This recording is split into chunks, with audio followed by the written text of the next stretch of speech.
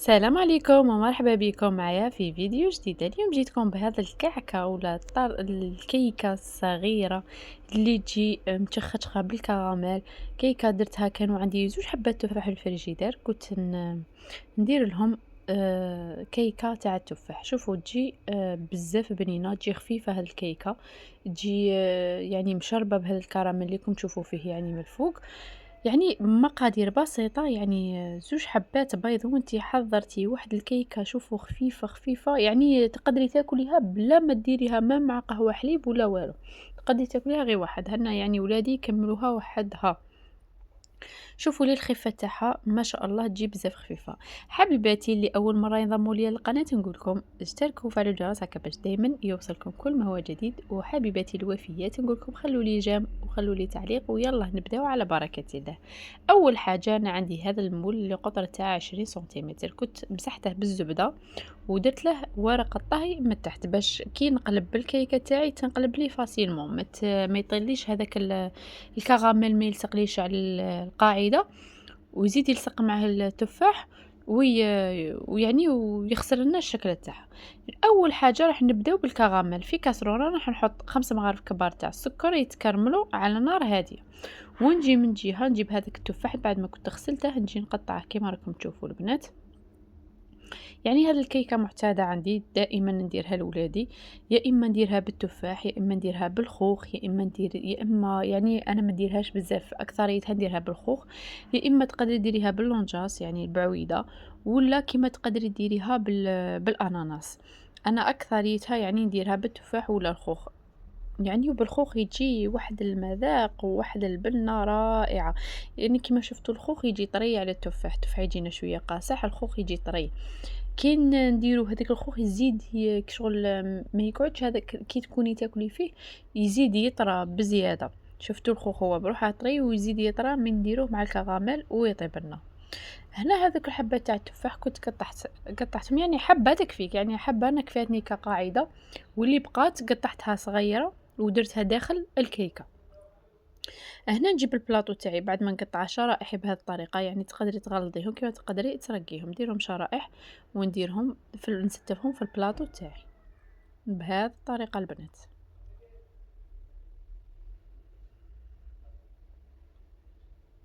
نروح كامل صاير داير حتى نكمل كامل البلاطو تاعي.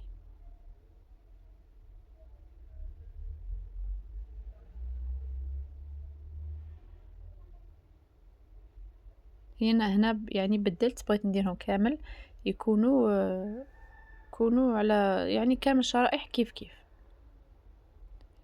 هنا بعد ما كنت كملت قطعتهم، نجي نقطع هذاك اللي باقي رقيق باش نديره في العجينه. هنايا روحت الكراميل بعد ما كان ذاب لي كما راكم تشوفوا، راح نزيد عليه 3 ملاعق تاع الماء ونخلطه مليح. خلطوا يعني بالك هنايا يطير عليكم ولا يحرقكم.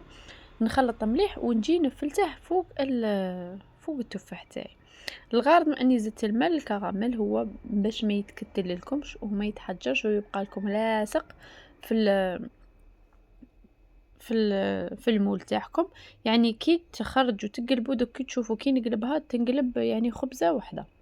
نروحوا هنا للكيكه اللي نحتاج فيها زوج حبات تاع البيض، وراح نستعمل فيها 4 ملاعق سكر، يعني كل حبه بيض درت لها 2 ملاعق سكر. ديري رشه تاع الملح ولافاني، وهنا راح نخلط حتى لي يتغير لي يعني الخليط شويه يبيض لي، باش هكا السكر تاعنا يذوب مع هذاك البيض.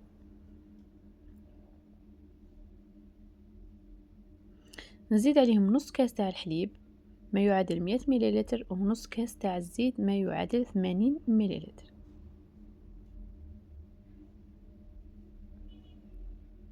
نخلط مليح ونجيب الفرينه البنات. شوفوا هنا عندي كيس تاع خميره كبيره، هي الفرينه راح تدي لك من كاس حتى الكاس ونص، يعني تقدري ديري كاس وزوج ملاعق يعني كاس ونص، كيما تقدري تروح لك يعني على حساب الفرينه اللي متوفره عندك. انا درت متعدده الاستعمالات، انت اذا درتي يعني تقدري تروحي حتى لزوج كيسان، من كاس ونص حتى لزوج كيسان، كل وحده وعلى حسب الفرينه، كاين اللي تشرب كاين اللي ما تشربش، فهمتوني. هنا نبقى انايا درت عيني ميزاني يعني اني موالفه نديرها. راح نبقى نضيف الفرينة، وكما شفتوا ضفت عليه هذاك التفاح اللي كنت قطعته. تقدروا ميم تسكرفجوه وديروه في لاباط تاعكم، يجي يعني كي تجي تاكلي القطعة تاع الموسكوتشو تاكلي معها هذاك التفاح، تجي والله واحد القوام، واحد البنة بزاف هايلة. هذا هو القوام اللي نتحصل عليه، ما يكونش خفيف وما يكونش ثقيل. هنا نحبس الخلط ونجي نفرغها على الصينية تاعي. شوفوا القوام تاع الخليط تاعي ما راهش ثقيل بزاف البنات وما راهش خفيف ثاني. راني مشعله الفرن تاعي على 180 درجه، ندخل الكيك تاعي يطيب يعني يطلع، تشوفوا يتحمر من الجناب ويطلع كامل.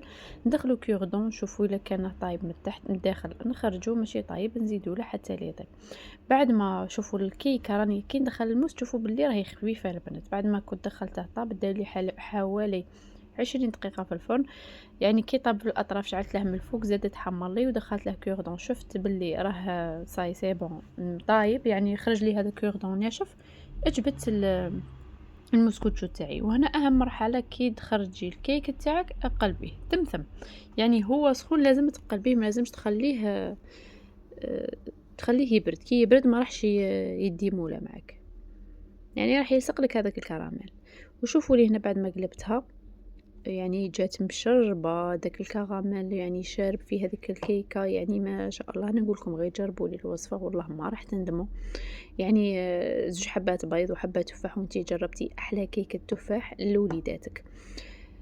ان شاء الله تكون عجبتكم الوصفة تاعي تاع نهار اليوم. شوفوا لي كيفاش قربتها لكم عن قرب، راح تاني نقسمها معكم ونقسم لكم كيفاش تجي دايرة الخفية تاعها البنات مشربة بهذاك الكراميل، يعني انديري كيكة مسقية راكم خادمينها.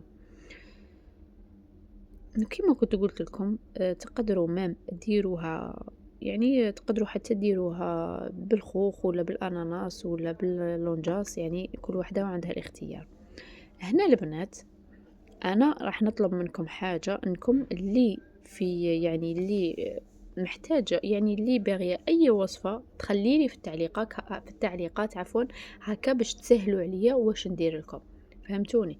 يعني انا راح نعطيكم الوصفات التاوعي، يعني كي تكون عندي وصفة ولا تكون عندي طلبية راح اكيد نشاركها معكم. بصح لازم لكم نتوما فاني تخلولي في التعليقات اش نحط لكم البنات، يعني طلبوا لي فيديو اللي راكم باغينهم نوفرهم لكم، نحطهم لكم على القناة، خلوهم لي وراح نلبي رغباتكم كامل بإذن الله. شوفوا لي هنا الوصفة كيفاش جاتني خفيفة ظريفة. ان شاء الله تكون عجبتكم، وما تنسونيش بالجيم والتعليق، وما تنسونيش بدعوة الخير، وما تنسوش الصلاة على الحبيب هي مفتاح لكل مغلق. نلقاكم نلتقوا في فيديو آخر. سلام.